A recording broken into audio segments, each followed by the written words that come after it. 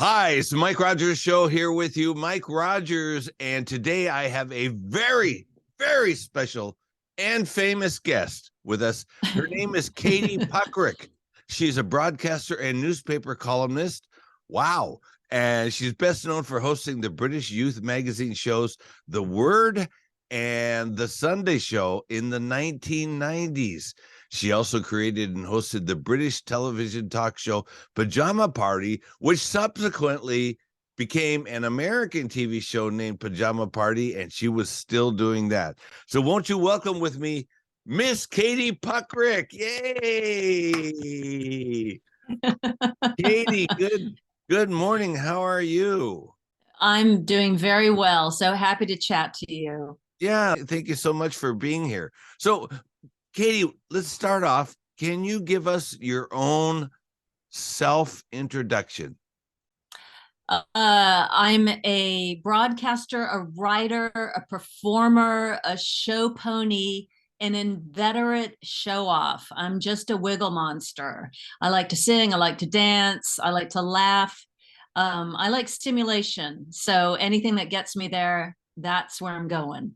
Okay, so you're a show pony. What's a show pony?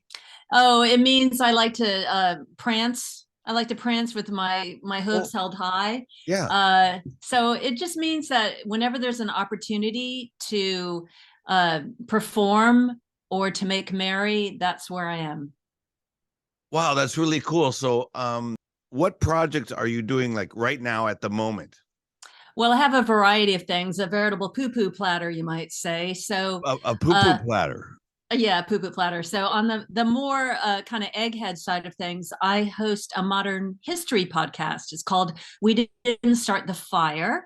And anybody who knows the Billy Joel song will guess that it's centered around all of those topics. So Billy Joel sings this Motormouth list song of 120 or so different people, places, things, events that happened in the second half of the 20th century. So with my co-host, Tom Fordyce, we talk to a different expert every week about anything ranging from punk rock to John F. Kennedy to South Korea to Watergate. I mean, we cover the gamut. So that's one of my projects, and you can get that online. It lives online in the ether. This is a talk show? It's actually a podcast. So it's we do like a 40-minute deep dive into the subject of the week, and can be a Hitchcock movie like Psycho, or it can be all about Marilyn Monroe. So it's all these different topics that were in We Didn't Start the Fire. And so that lives online anywhere you get your podcast. That's where it is. And it's so interesting. So it means basically I have a private lap dance every week from an expert who's either teaching the subject or written the book in it or made a film about it or knew the subject or was related to the subject. Wow. So, okay. So I hate to sound stupid. What is the difference between like a podcast and a radio broadcast and a TV show? Okay, well, radio broadcast and a podcast are not visual. TV show, obviously visual. And then the difference between a radio show and a podcast is the podcast is made to be hopefully evergreen. So you just make it and then you put it out in the world on a platform. You can find it on, like my show is on Spotify or Apple. A radio show typically is made, it's like a newspaper, you know, it's broadcast on the day that it's relevant. Of course, you can go back and listen again, but it's not usually built to live forever. So my show, my podcast, the history thing, We Didn't Start the Fire, it's like a little documentary.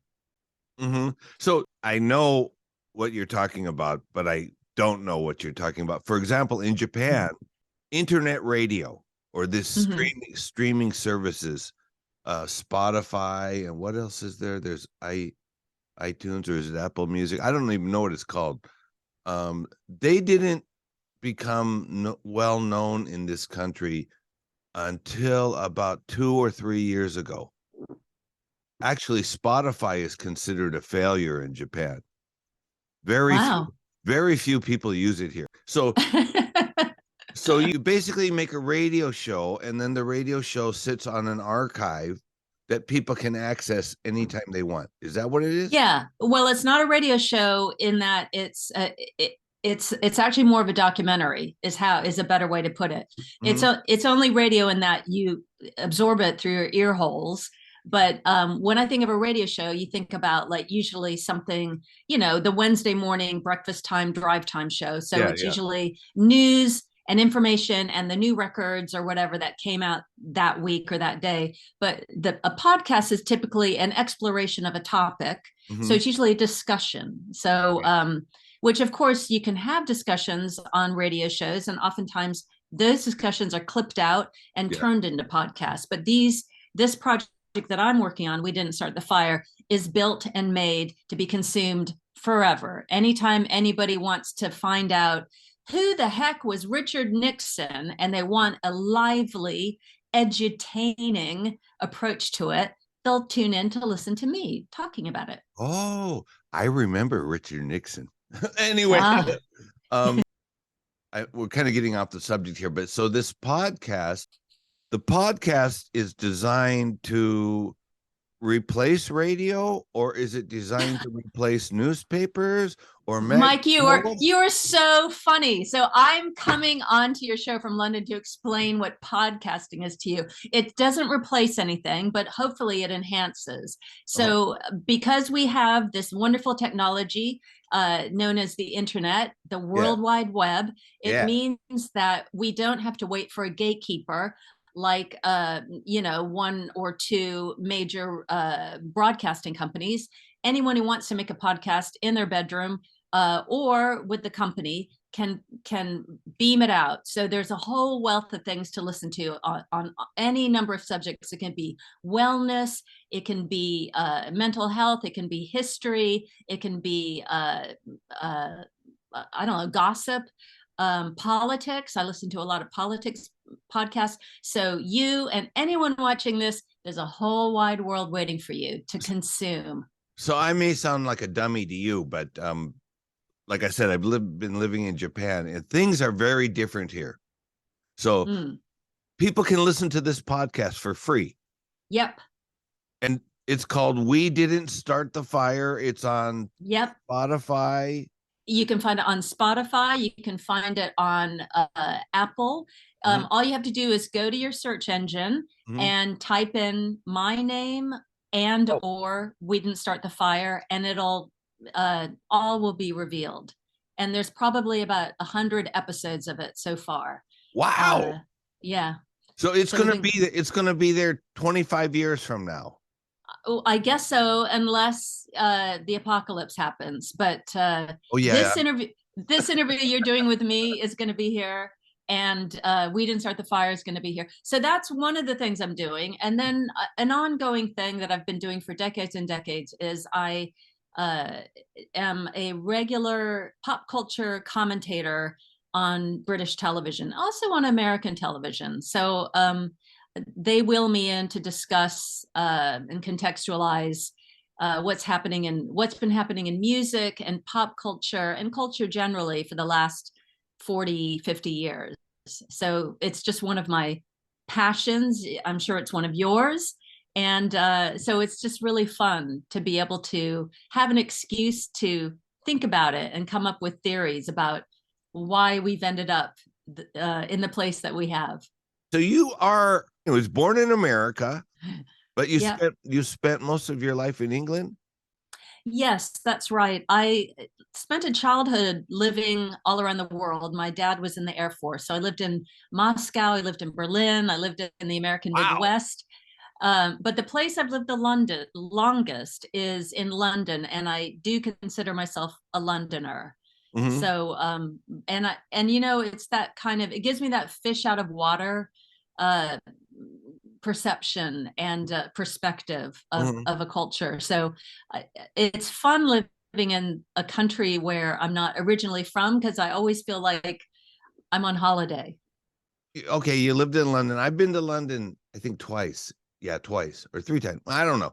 So when you speak, Katie, you yes. I don't know if you really have well, I can't even tell anymore, or an American accent. Do people look at you like, are you brain damaged, or are you an American, or Well, what? they definitely look at me like, are you brain damaged? That's there no matter what. That's kind of built in. But no, I'm definitely I definitely sound American to British people. I think to Americans, I might sound like I went to a nice finishing school, like just because I probably enunciate a little more crisply. And that's only because British people pretend they can't understand you unless, like, I have to say my name. If someone asks me my name, I have to say Katie, and I have to say the T, Katie. Oh, really? Yeah, as opposed to Katie, because they don't get it. So it's weird. Like as an American, you have to actually pronounce some words with with a British accent here. Otherwise, they pretend they can't understand. So how about Moscow? You say you lived in Moscow. Did you like Russia? Loved it. Yeah. I mean, it was one of the most exciting times. I was only a kid. I was only like 10, 11 years old. And this was during the Cold War. And I lived in the American Embassy. And it was totally exciting. And I don't know why my parents were like not paying attention, but I used to roller skate all over Moscow. I'd get my ice skates in the winter and go over to Gorky Park and ice skate all over the park, which was iced over. Yeah, it was a wonderful experience. The people were wonderful and warm. I went to school at the Anglo-American school with kids from all over the world. So it was such a broadening experience and just so exciting to live there. Yeah, I went to Moscow and to Sochi in I think it was 2018. I loved the place, and the people were so nice, and even the police. I talked to the police a couple of times. They were just really nice, not like American police. Like no, yeah. So where in the United States do you say you're from? Well, I'm from Virginia. That's where I was born. And that's where I went to high school. So I kind of ping ponged around. The longest I've probably lived anywhere in America is LA. So I was in LA for a while working in television at the beginning of the 21st century. So I was there for about 12 years or so. And yeah, so that's where I met. Actually, this is just such a tangent, but in LA, became really good friends with Sparks, with Ron and Russell Mael. Oh yeah, and they love Japan, so that's why it came into my head, because that's their spiritual home. Wow. So yeah, where in LA did you live? I lived in the Hollywood Hills. In so right near it's called Hollywood Dell. Was the neighborhood I lived in. So kind of on the way up to the Hollywood sign. So you hung out with Ron, and so at that time, how old were you? I was let me think, 38 or something. Yeah. So were you into punk rock or into alternative music, whatever they call it, new wave? So my musical pathway was I'm just and I'm omnivorous when it comes to music. So I've always listened to everything. I'm the youngest of 4 kids, so having older brothers and sisters meant that I was always exposed to music from, decades before me. So I was I knew all about soul music and the Beatles and prog rock. And then by the time I started buying music, it was a funny mix of like jazz fusion, Joni Mitchell, and then punk rock. So it was like kind of a strange combination there, Katie. Yeah, it is, because it's a combination between people who are virtuosos on their instruments and people, punkers, who are not virtuosos on their instruments, but certainly virtuosic in their approach.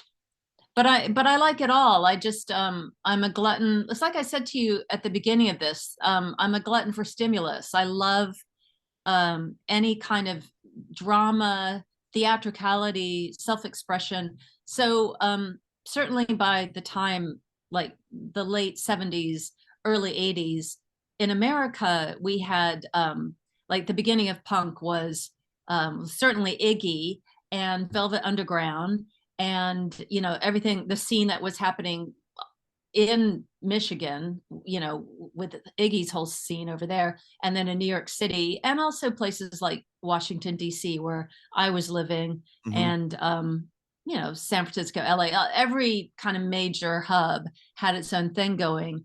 And when I started going out to this one really big nightclub in Washington, D.C., when I was a teenager, called the 930 Club, there was definitely a division between, it was like a funny, jokey rivalry between the Spikies and the Fluffies.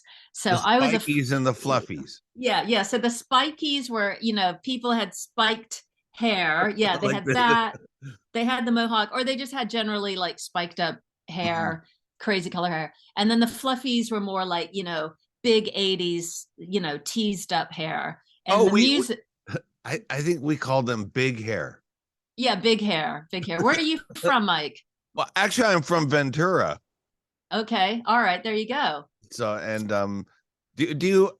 I got two questions I definitely want to ask you, but do you know who Rodney Bingenheimer is? Of course. Yes. Yeah. And I used to see him around Los Angeles at Cantor's Deli on Fairfax. Oh yeah, he lives there. I worked for Rodney as his assistant in 1980, 81 to how cool. 82. And he introduced me to everybody, but I was a suburban boy. I didn't know who these people were.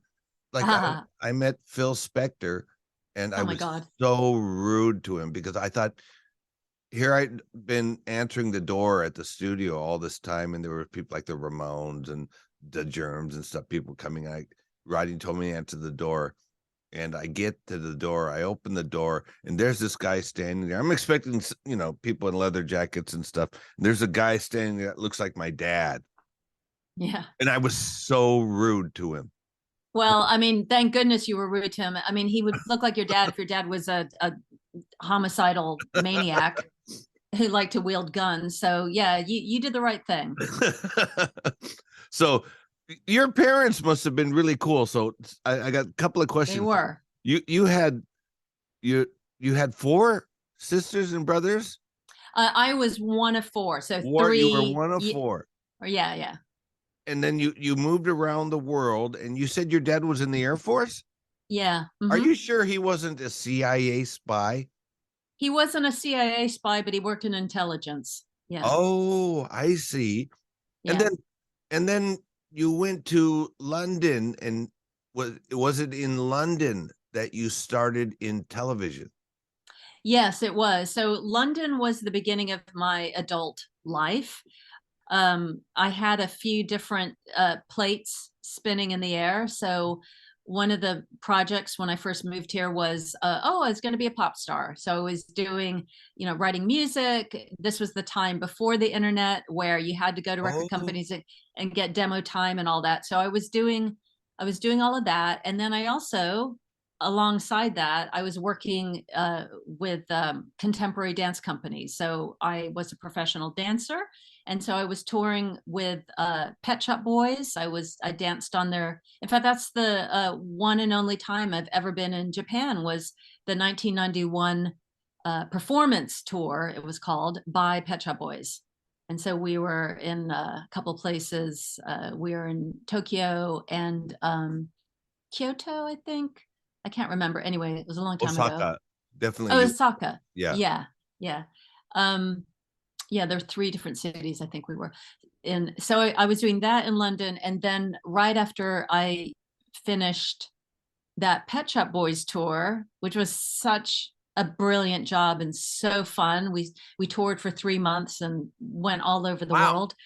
I remember thinking, well, how am I going to top that job? And then just along that time came the opportunity to audition for a really big, cool, live weekly TV show that it was called The Word. And it was pretty much like having a nightclub on television. It was live. It had Hollywood stars, the coolest, hottest new bands. And so I was one of the hosts. There were about 2 or 3 or 4 different hosts at any one time. Let's say you're a kid, and did your parents tell you, like, Katie, you should play the piano or you should do anything? How did you get started as a child in dreaming about being an actress, broadcaster, whatever? I love this question, Mike. It's always my favorite question to ask people, like, where does this seed get sown? Yeah. Where's the germ of this?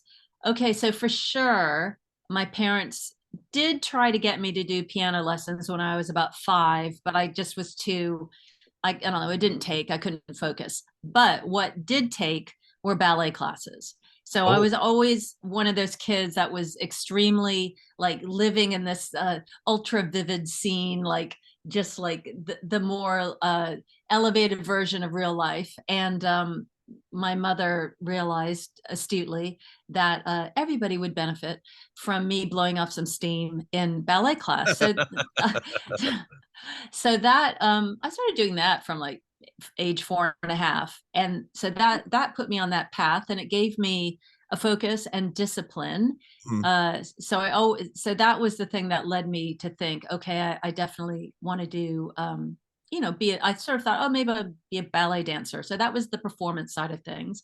And then I always liked to sing, always liked to perform. So, in school, I was always in the school plays, and that was an outlet.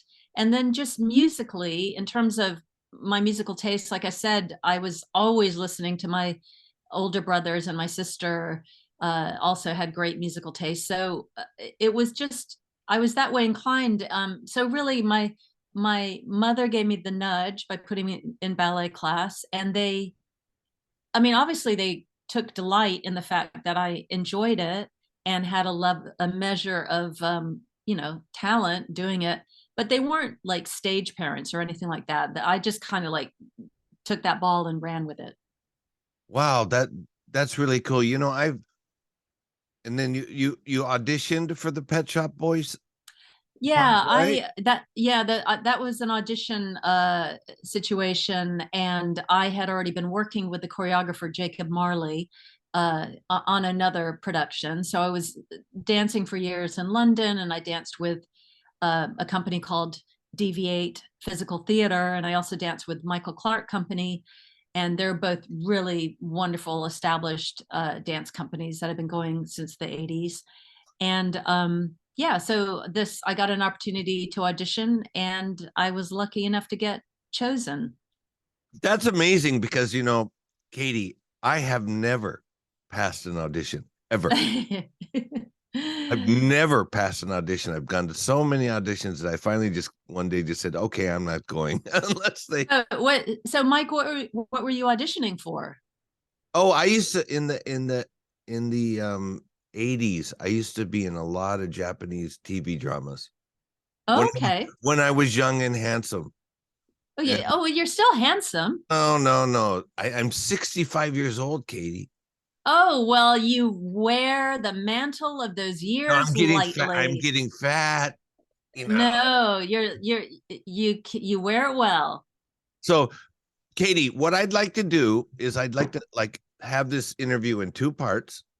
Okay. So this is going to be the end of part 1. Right. And then I want to come back to talk to you about a little bit more about shooting from the lip. And I want to talk about but I am a DJ on 6 Music, BBC 6 Music. So and I do a lot of BBC. Yeah. That's really cool, even though you speak like you're brain damaged. Yes, even though I overcome my disability. Amazing. Yeah, so I'd like to come back and talk about that and talk about the Tony Sales project. And I'd like to end part 1 right here. Part 1 with Miss Part Katie 1. Oh, do you Puckrik. wait. Let's see. Should we do it more cleanly? Because I think we were sort of cross talking or whatever. Like No. Just do it. It's better that way. It's better that way. All right. Okay. This is Okay. we're getting the really Katie Puckrik, you know what I'm saying? Down to the nitty gritty. I know. Yeah, so I'd like to say thank you to Katie Puckrik for this end of part 1. She'll be back here tomorrow for part 2 of the interview with Katie Puckrik. Yeah, and we're going to be talking about Tony Sales and coming to Japan and a lot of really fun things. So stay tuned. See you tomorrow. If you like this video, go down here, click like and subscribe. And I'm Mike Rogers, and I'll see you back here tomorrow. Thank you, Katie. Thank you. See you guys in a minute.